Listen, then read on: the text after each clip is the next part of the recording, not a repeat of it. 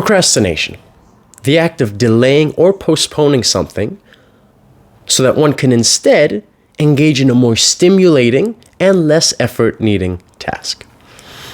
So if you've ever procrastinated before, that does not mean you're ADHD. That just means you're like the rest of us.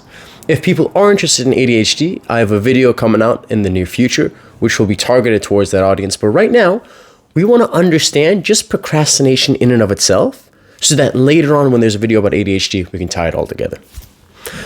So the first thing to realize when we think about procrastination is that when we have a task in front of us that is so big, that is so daunting, we spend so much time analyzing it. Like, should I start like this? Should I start like this? Should I do this first? That we fall into paralysis by analysis. We spend so much time thinking and not enough doing. And our brain can't differentiate between I'm thinking about this task for a very long time versus actual progress that I've made in this task. That's why YouTube can become tricky, right? Because if you say, I want to learn a new skill, well, how many YouTube videos can you watch before it starts being less beneficial to actually doing the thing, right? Like if you want to exercise, how many exercise videos do you have to watch before you actually start exercising? So when we think about something too much, when we start pondering about all the different factors involved, it can be so exhausting mentally that we say, okay, I'm going to get started, but let me just play some Call of Duty first. Let me just scroll a little bit on TikTok. Let me go out and freaking walk around the building, because that'll be more stimulating than thinking about this stupid thing, okay? To add on to that, people who procrastinate a lot oftentimes make excuses of readiness. So they'll say things like, I'll start when I feel more energized, or I'll start after dinner, or it's 3:28 right now, I'll start at 3:30, right? Or it's like a weird thing. So they'll create these kind of rules in their head as to why they can't start. I'll start when I've had my cup of coffee. And a little bit of that is fine. But the problem becomes when you're never ready to start. I'll start after my cup of coffee. Well, I'll start after I finish watching this YouTube video while I'm drinking my cup of coffee. And then it keeps on going. Here's what's really interesting. There's a word called procrastivity, or behavioral avoidance. And essentially what this is if you're someone who procrastinates, you might engage in something that is less urgent, but more stimulating, and it takes your mind away. For example, if you have an exam to study for tomorrow, someone who procrastinates might think to themselves, I got to study for that exam, but my room is a mess. Let me go tidy my room. What are we doing? Well, if I sit around, I'm going to think about this exam that I have to study for. But if I'm tidying my room, well, now I'm engaging in a task. But if we step back and we recognize this room I can tidy tomorrow and the day after and the day after. But this exam is tomorrow, right? Like this is very time sensitive. This has a greater priority, and yet I'm focusing on something else. Here's an example that I heard from a psychologist talking about someone who had ADHD. And this is where procrastivity is, the frequency of it is off the charts. It is happening so much so that it's hard to hold down a job and be in a relationship and do a plethora of other things. Listen to this example. A woman comes home from work around 4 p.m. and she has this really big presentation due tomorrow. And her first thought is, oh my gosh, I have this big presentation due tomorrow. I haven't even started. I really want to bake a cake. I'm craving cake. I really, really, really, really want to make a cake. So she goes to the kitchen, spends hours baking this cake, right? Now it's like 7 or if not 8 p.m. Has this giant, beautiful cake ready. And then she's sitting there going, well, who's going to eat this cake? I have diabetes. I can't eat this. Why did I bake this for? Right? So she's speaking to the psychologist and he's saying, wait, like, did you bake that for your husband, for your kids? She's going, no, I live by myself. So in her mind, that thought of, I have to create a cake, overpowered and was prioritized over this presentation that she had due tomorrow. And she was so emphasizing this idea of baking, this hyperactivity, this impulse that is really like dialed to like dial 10 when you have people who have ADHD, that it trumped the fact that she has diabetes. She's not going to be able to eat this cake. She doesn't know what's going to happen once she bakes the cake, right? But that never occurred. So that was a very jarring and yet black and white example of procrastivity, right? I know I have the presentation due tomorrow, but I got to bake this cake right now, right? So people who don't have ADHD,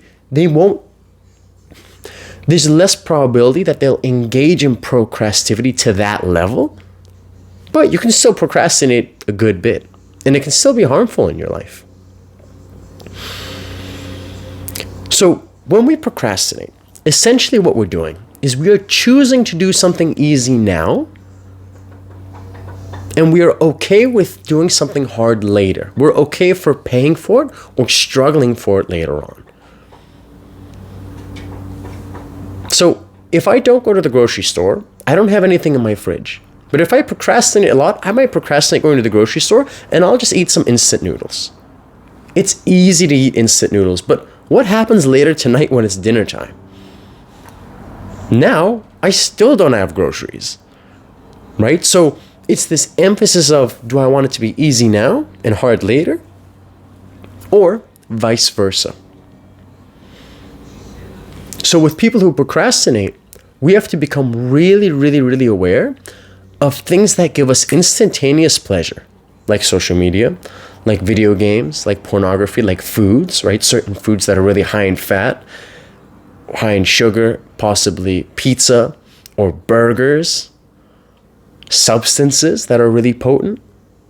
It's hard to get addicted to things like carrots and broccoli, right? Like when we're stressed out, nobody's grabbing the broccoli from the fridge, right? But the chips and the crackers and the chocolates and the vape and the weed and the beer, right? Those are the go-tos, right? And one of the reasons is that when we want to do something in the present to take our mind off of what we should be doing or what we know would be good for us, it needs to be so stimulating that we don't think about the future. So the reason so-and-so could play video games when he has a test due tomorrow is that it's so engaging that he has to fully focus on the video game, so he doesn't think about the test that's due tomorrow, so it lowers his anxiety. Ready for it? Temporarily. And then when he turns off the Xbox or the PlayStation, he realizes, well, the exam is still tomorrow. I've been playing for 3 hours. Now I guess I can't study. Because now it's too late. I'm not ready to study right now. So procrastination is filled with, I'm going to pick the easy now over the hard later. It's filled with, I'll study or I'll get this done when I have my cup of coffee, when I feel like it, when I'm well rested, right? And what they'll often do is there's no objective or measurable ready time, right? Like, how do you know when you're ready to do it? It's just this feeling or this mood that may or may not show up in the next few hours. So to combat this, when we're thinking about procrastination, and I will make more videos on this in the future, really diving deeper when I talk about ADHD in terms of what are the mechanisms that are going on in our brain in relation to dopamine and self-control. But if we're just talking about procrastination on a more surface level, what can we do about this? One of the things, what's the easiest answer people are going to say? Like the Nike slogan, just do it. Don't worry so much about how you're going to do it and planning it too much. Start very, very, very simple and give that a go. So take a really big task and start it as little as possible. If you're writing an essay, I would not recommend saying, I'm going to start and try to write as much as I can. Why? It's too vague. Instead, what I do is I break it into parts and let's say, okay, the first thing I'm going to do is I'm going to look at resources or references or studies that I could possibly cite in my paper. And I'm not even going to read these studies. I'm just going to glance over the title. I might briefly read the abstract and kind of get a feel for what it's about, and I'll throw it into a folder. And then tomorrow, then I can actually read through the studies and see which ones are usable. And the day after, when I have my studies, now I'll make a very, very rough outline. This way, I'm breaking the task down so small, right? You don't have to worry about writing the perfect word and the perfect introduction. That's way too much. Start off really small, then work your way forward. Tip number 2 I would give is if you start saying things like, I'll do this when I feel ready, I would have very measurable and black and white things. So, for example, I might say, I'm going to start doing homework when this song ends. And I'll play my favorite song and I'll listen to it and I'll dance and I'll jam out. And then when it ends, I start the homework. Right? Or I'll do this when, because the moment I say feel like it or a mood, it's like, how do we measure that? Right? And the question is, we can't really. So I can just keep pushing it off until God knows when. The last tip I'm going to give is something I heard from Ali Abdel, the YouTuber online. And he calls it the daily highlight. And the daily highlight is you wake up and on a piece of paper or on your phone, you write down one thing that you want to accomplish today. The reason why it's just one and it's not a to-do list is because in your day, certain things will happen that you did not expect. Certain things can happen that you could not have prepared for in advance. So if something weird or strange happens, don't worry about getting 5 things done. But if there's one thing you have to get done, one of the most urgent things, is it that homework assignment? Is it sending that email to that boss? Is it doing your laundry? And if you get that done early and then you have more time to do other things, great. If not, and you just do one thing, that's when a success. So in the mornings, you can think, what is my daily highlight? What is my one, like if this is a video game, what is my main quest for today? Okay? Slay the dragon. And then what are my side quests today? Change my bed sheets and maybe go to the gym. So what we've talked about is implementing a start time that we can measure. We talked about starting the morning with like a daily intention, a daily highlight, a daily goal. And we talked about breaking really, really big tasks down into bite-sized chunks so they're less scary and then we can start on them easier. Thanks for listening, everybody. This is my bit on procrastination. Stay tuned for definitely more videos on this topic.